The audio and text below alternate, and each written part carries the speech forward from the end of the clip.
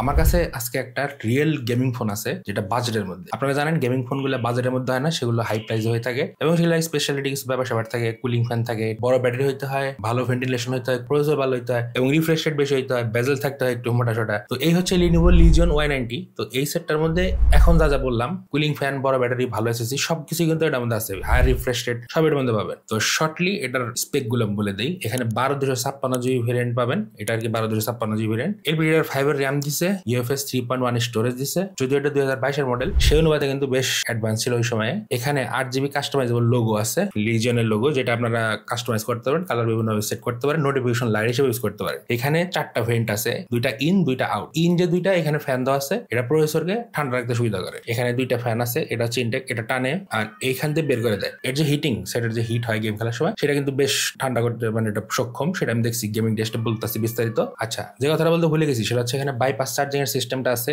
মাঝখানে charging port পাবেন। আর এই সাইডে যেটা আছে এটা হচ্ছে USB 3.1, আর এই সাইডে যেটা আছে USB 2.0। তো দুইটা দুই ভাগে ভাগ করা। বিল্ড কোয়ালিটি সলিড মনে হচ্ছে। এখানে অ্যালুমিনিয়ামের ফ্রেম, এটা গ্লাস ব্যাক, বেজেল কম হলো, উপরে নিচে চিন কিন্তু বেশ হিউজ পরিমাণে আছে। আর ক্যামেরা দেওয়া আছে এইখানেই, কুলিং ভেন্টের নিচেই ক্যামেরা দেওয়া, 2টা ক্যামেরা ব্যাকে, যেটা 64 মেগাপিক্সেল মেইন সেন্সর এবং 13 মেগাপিক্সেলের আলট্রা শুটার আর 16 মেগাপিক্সেলের সেলফি শুটার দেওয়া আছে। আর সামনে 2টা হিউজ পরিমাণে Dolby atoms supported studio speaker use করা হয়েছে। হেভি সাউন্ড প্রোভাইড করে থাকে। ডেডিকেটেড গেমিং মোড দেওয়া আছে, সেখানে বিস্তারিত অনেক ফাংশন দেওয়া আছে। তো এত ফাংশন বলতে গেলে পুরো ভিডিও আর কি মানে ঘন্টা খানিক হয়ে যাবে। শর্টকাট করি, যেহেতু এটার মেন হচ্ছে পারফরমেন্স, এখানে 8 Gen 1 ইউজ করছে। আপনারা অনেকেই বলতে পারেন 8 Gen 1 মানে একটা প্রসেসর এটা এত হিট করে। এটা R7 আপনারা দেখছেন, শার্প অ্যাকোয়াস R7, যেটা মানে খুব হিট হয়েছিল বাংলাদেশে, খুব সেল হয়েছে এবং সেটার প্রাইস রেঞ্জ কিন্তু বেশ সুইটেবল ছিল, 20 থেকে 25 এর মধ্যে সেটা সেল হতো। তো সেই 8 Gen 1 এটার মধ্যে আছে। তো 8 Gen 1 প্রচুর রকমের হিট হয়, এটা হিটিং এর জন্য বেশ পপুলার ছিল ওই টাইমে যখন লঞ্চ হয়েছিল। তবে এটা যেভাবে অপটিমাইজ করছে সেটা আমি দেখে অবাক হয়ে গেছি। আন্তঃস্কোর চেক করতে গিয়ে এর স্কোর পাইছি 12 লাখের উপরে, যেটা আমি কোনো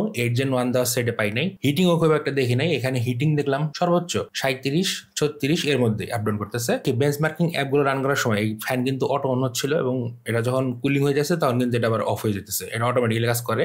আর স্টোরেজের রিড রাইট স্পিড দেখছি বেশ ভালো, রিড রাইট স্পিড ভালো ছিল। র্যান্ডম অ্যাক্সেস মেমোরি ঠিক আছে 50,000 উপরে ছিল ওই টাইমে। 2022 UFS 3.1 কিন্তু ভালো রকম অপটিমাইজ এটার মধ্যে এবং স্পিডও বেশ ফাস্ট পাইছি অ্যাপ ওপেনিং ক্লোজিং এর ক্ষেত্রে, যেটা বেশ লক্ষণীয় ব্যাপার। Geekbench 6 এর single core multi core score ঠিক আছে। আর থ্রটলিং এর ক্ষেত্রে যেটা মনে হয়েছে, এইটা থ্রটল করেই না, মানে থ্রটল গ্যাপ বেশ স্টেবল ছিল এবং ম্যাক্স যে থ্রটল স্কোরটা আসছে সেটা বলতে পারেন 86%, যেটা আর কি ঠিকঠাক আছে। আর টেম্পারেচার এখানে বেশি গেইন করছে 41-42 ডিগ্রি। এখানে ফ্যান তখন দুইটাই চালু ছিল এবং ফ্যানটা বেশ নয়েজ করে। যখন এটা ফুল স্পিডে মানে ফুল আরপিএম এ ঘুরে, এটা 15,000 থেকে 12,000 আরপিএম এ রান করে। আপনি যখন এটার মধ্যে এক্সট্রিম গেমিং মোড অন করেন সেক্ষেত্রে এটা 15,000 আরপিএম এ রান করতে থাকে। তো বেঞ্চমার্কিং অ্যাপের স্কোর গুলো দেখে হয়ে গেছে, কারণ এত অপটিমাইজ আমি 8 Gen 1 কোথাও দেখি। তারপরেও এখানে বাটন এবং পোর্টসের কথা বলি, তো এখানে ফিজিক্যাল বাটন আছে 4টার মতো। রাইট সাইডে পাওয়ার বাটন দেওয়া আছে, লেফট সাইডে ভলিউম লকার এবং চার্জিং পোর্ট, এবং এখানে সাথে 2টা মাইক্রোফোন দেওয়া আছে, মানে 2টা মাইক। আবার নিচের দিকে সিম কার্ড ট্রে পাবেন, USB Type-C পোর্ট পাবেন এবং মাইক্রোফোন পাবেন আরেকটা। এখানে টোটালি 4টা মাইক্রোফোন ইউজ করছে। আর উপরের দিকে মাইক্রোফোন আরেকটা, এখানে আরেকটা দেওয়া আছে।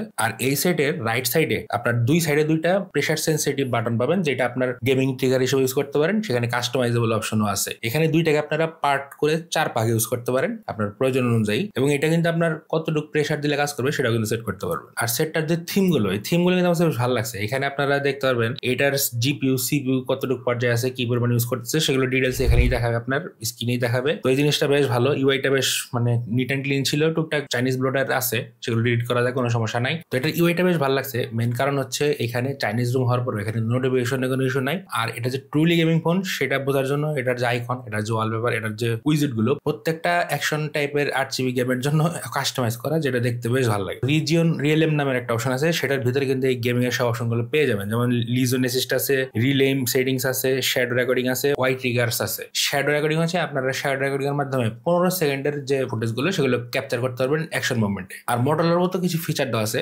শেকের মাধ্যমে লাইট জ্বলে মোটরলাতে, এখানেও সেই ব্যবস্থাটা দেওয়া আছে। আবার শেক করলে সেটা অফ হয়ে যায়, টার্ন করলে ক্যামেরা অন হইতেছে এবং টার্ন আবার করলে এটা বন্ধ হয়ে যেতেছে। তো এই শর্টকাট বাটন গুলো মোটরলার মতো কিছুটা দিছে, যেটা 2-4টা অপশন আছে এখানে। গেমিং রেজাল্ট বলতে গেলে পাবজি এবং COD দিয়ে ট্রাই করাইছে। আমি জেনশিন ইম্প্যাক্টটা ট্রাই করতে পারিনি, কারণ সময় পাই নাই, খুব শর্ট টাইমে ভিডিও দিতেছি, লং টাইমে একটা রিভিউ দিব। পাবজিতে এখানে 60 FPS ধরে রাখতে পারে দেখলাম, আর এখানে স্মুথ এক্সট্রিম বন্ধু খেলা যায়, মোটামুটি ভালো ছিল। এখানে এভারেজ যদি ধরেন 55-50 এরকম মতো FPS পাবেন। আর এখানে FPS মিটার দেখা যায়। আর এখানে মোড দেওয়া আছে কয়েকটা, নর্মাল মোড দেওয়া আছে, এখানে বিস্ট মোড দেওয়া আছে, এখানে পাওয়ার সেভিং মোডও দেওয়া আছে। আপনার যেটা যেরকম দরকার ইউজ করতে পারে। বিস্ট মোড হয় সেটা হচ্ছে সেটটা হিটও প্রচুর হয়, ফ্যানটাও রান করে বেশি এবং সাউন্ডও বেশ ভালো হয়। তো সমস্যা হচ্ছে মানে এটা যে বিস্ট বিস্ট মোডটা সেটা বেশিক্ষণ রান করলে এটা কিন্তু ব্যাটারি ড্রেন হয় প্রচুর। ব্যাটারি এখানে যদিও 5600 mAh দেওয়া আছে এবং দুইটা সেলে দেওয়া আছে, দুই পার্টে ভাগ করা। ব্যাটারি কনজাম্পশনটা বেড়ে যায়, সেক্ষেত্রে আপনারা কিন্তু ভালো একটা পারফরমেন্স পাবেন না, কারণ এটা ইন্টেলিজেন্টলি এটার পারফরমেন্সটা তখন কমিয়ে যায়, তখন কিছু হ্যাং ল্যাগ পাবেন এবং পরবর্তী সাথে ঠান্ডা হয়ে যায়। খুব একটা সময় নেয় না, কারণ ফ্যান রানিং এ থাকে, দুইটা ফ্যানই রান করে। আর আগে বলছি এই দুইটা ফ্যান দুইটা স্পিডে রান করে,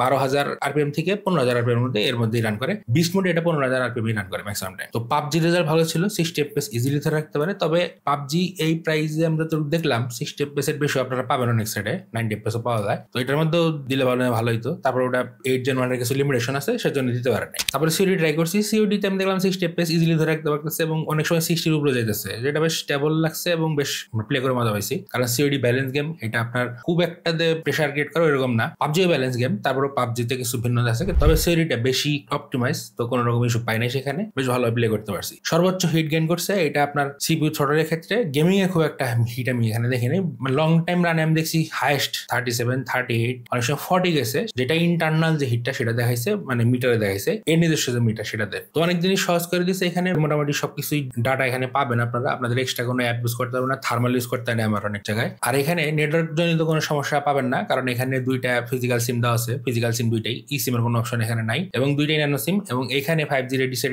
এখানে 5G ব্যান্ড কয়েকটা দেওয়া আছে, 4G ভালোভাবে কাজ করতেছে, স্পিড চেক করছি ঠিক আছে। এখানে ওয়াইফাই 6 দিবেন, কিন্তু কেন জানো ওয়াইফাই 6টা শো করতেছে না, ওয়াইফাই 5 শো করতেছে, এবং ডুয়েল ব্যান্ড ওয়াইফাই সাপোর্ট এখানে পাবেন। ব্লুটুথ 5.3 দেওয়া আছে এখানে। কানেক্টিভিটি খুব একটা ইস্যু নাই এখানে, রেকর্ডিং অপশন পাবেন, কারণ এদের নিজস্ব ডায়ালার, রেকর্ডিং নিয়ে কোনো ইস্যু নাই, তো এটা ভালোভাবে রেকর্ডিং করতে পারে। কলিং কোয়ালিটি ঠিক ছিল এবং স্পিকার কোয়ালিটি সবকিছুই ঠিক আছে, আপনার মাইক স্পিকার সবই ঠিক পাবেন। তো কল কোয়ালিটি আমার বেশ ভালো লাগছে, কল ড্রপও পায় খুব একটা। এখানে ডিসপ্লে হিসেবে 6.92 ইঞ্চের অ্যামোলেড ডিসপ্লে দিয়েছে, যেটা 144 Hz রিফ্রেশ রেট সাপোর্ট করে। তো সবচেয়ে ভালো লাগছে এটার কালার নিয়ে এবং এর রিফ্রেশ রেট নিয়ে। রিফ্রেশ রেট ভালো ছিল এখানে, গেমিং এর সময় তো এটা অটোমেটিক্যালি আপনার 144 Hz শিফট হয়ে যায়, আর বিস্ট মোড দিলে এটা আরো ভালোভাবে পুশ করতে থাকে। ডিসপ্লে কালার নিয়ে বলি, ডিসপ্লে কালারটা ক্লোজ টু ন্যাচারাল টাইপের ছিল, আমি একটু ভিভিড মনে করছিলাম ভিডিওতে দেখে। তো সামনাসামনি যখন এটা ইউজ করলাম তখন কিন্তু দেখলাম যে ওই রকম ভিভিড না, একটু ডাল টাইপের কালার দিয়ে থাকে। তো ডিসপ্লে কোয়ালিটি ভালো ছিল। এখানে HDR10 সাপোর্ট পাবেন, ওয়াইড অ্যান্ড এলন সাপোর্ট দেওয়া আছে। নেটফ্লিক্স তো আর চেক করা সম্ভব হয় নাই, তবে ইউটিউবে চেক করে দেখলাম 4K 60 FPS এর ভিডিওগুলো আছে, সেগুলো HDR প্লেব্যাক ইজিলি করা যাইতেছে, মোটামুটি ভালো প্লেব্যাকই দিয়ে থাকে। ডিসপ্লেটা আমার বেশ ভালো মনে হয়েছে এবং ডিসপ্লের ক্ষেত্রেও ভয় এখানে আসে, কারণ আনকমন প্রোডাক্ট, আনকমন মডেল বাংলাদেশে খুব একটা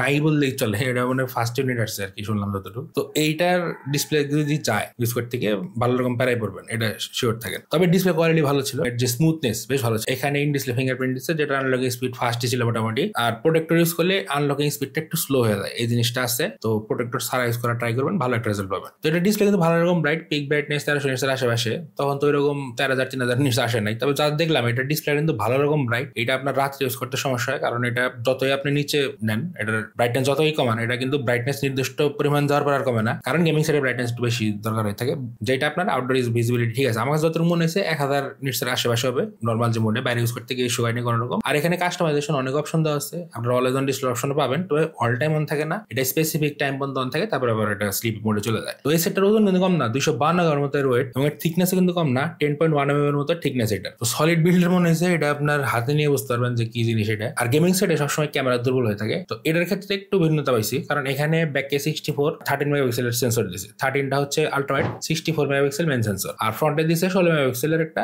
সেলফি শুটার। তো আউটপুট মোটামুটি ভালোই পাইছি, নর্মাল পিকচার মোটামুটি ডি লাইটে ভালোই দিয়ে থাকে। আলট্রাওয়াইডের সাথে মেন সেন্সরের পার্থক্য আছে, কালারও আছে, ডিটেলসও আছে। তবে সমস্যা হচ্ছে ছবি তোলার সময় এটা ভালো রকম প্রসেস করে এবং বেশ সময়ও নেয়। তবে পিকচার কোয়ালিটি আমার ভালোই লাগছে, মানে গেমিং ফোনের পিকচার কোয়ালিটি খুব একটা ভালো হয়, এটার পিকচার কোয়ালিটি ভালো পাইছি মেইন আলট্রাওয়াইড দুইটাই। পোর্ট্রেট মোডের ক্ষেত্রে এখানে অ্যাপারচার অপশনটা, সেটা অ্যাপারচার হিসেবে দেওয়া না, এখানে পার্সেন্টেজ হিসেবে দেওয়া আছে, আপনি কতটুকু ব্লার চান সেই অ্যামাউন্ট আপনি ফিক্স করতে পারবেন। তো আমি চেক করে কয়েকটা তুলছি, আউটপুট দেখতে পারতেছেন খুব একটা খারাপ না, এজ ডিরেকশন ঠিক আছে, ব্যাকগ্রাউন্ড সেপারেশন ভালো, জ্বালিয়ে ফেলে নাই, ব্যাকগ্রাউন্ড ঠিক রাখছে। তো পিকচার স্যাম্পল যদি আপনাদের লাগে আপনারা কমেন্ট সেকশনে জানাবেন, আমি গুগল ড্রাইভ লিংক দিয়ে দেবো। আর এখানে ভিডিওর ক্ষেত্রে 8K তে 24 FPS এর সাপোর্ট পাবেন, যেটা আপনার এখানে স্টেবিলাইজেশন খুব একটা ভালোভাবে কাজ করে না, সেই কি ভিডিও আসে। আর 4K 60 অপশনও দেওয়া আছে, তবে ইউআইটা একটা অন্যরকম, এখানে আপনার প্রত্যেকবার ভিতরে গিয়ে আপনার যে রেজলিউশনটা সেটা চেঞ্জ করতে হয়, তো এটা একটু বিরক্তিকর লাগছে। তবে 4K আউটপুট মোটামুটি ভালো ছিল, তবে শেকিনেস আছে। ফ্রন্টে আপনারা এখানে দেখলাম, নেটে দেখলাম যেটা 4K সাপোর্ট দেওয়া আছে, ফ্রন্টে না, এখানে 4K সাপোর্ট নাই ফ্রন্টে। যতটুকু দেখছি 1080p 60 পর্যন্ত সাপোর্ট আপনার এটা মধ্যে পাইছি।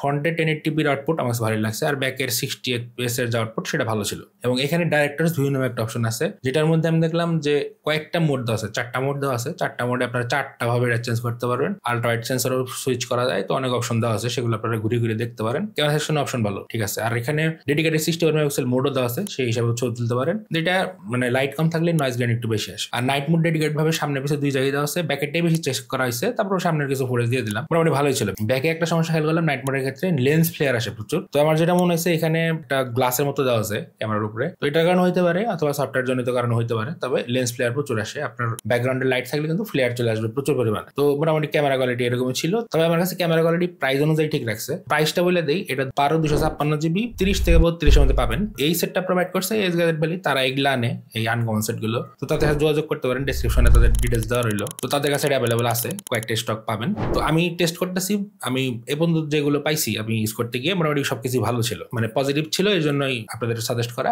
দেখতে পারেন। তারপরেও এই 30,000 টাকার রেঞ্জে কিন্তু আরো অনেক অপশন আছে মার্কেটে, সেগুলো দেখতে পারেন। আলাদা কোনো কিছু পছন্দ করেন এবং প্রাইস অনুযায়ী একটু বেশি কিছু চান, তাদের জন্য আমি মনে করি Lenovo Legion Y90 ভালো একটা অপশন হইতে পারে, দেখতে পারেন। তো এই ছিল আজকে ভিডিও সম্পর্কে কোনো মন্তব্য, কোনো সাজেশন থাকলে কমেন্ট সেকশনে জানাবেন, আর ভিডিওটা লাইক করে দিন, চ্যানেলটা সাবস্ক্রাইব করে দিন। দেখা হচ্ছে নেক্সট ভিডিওতে।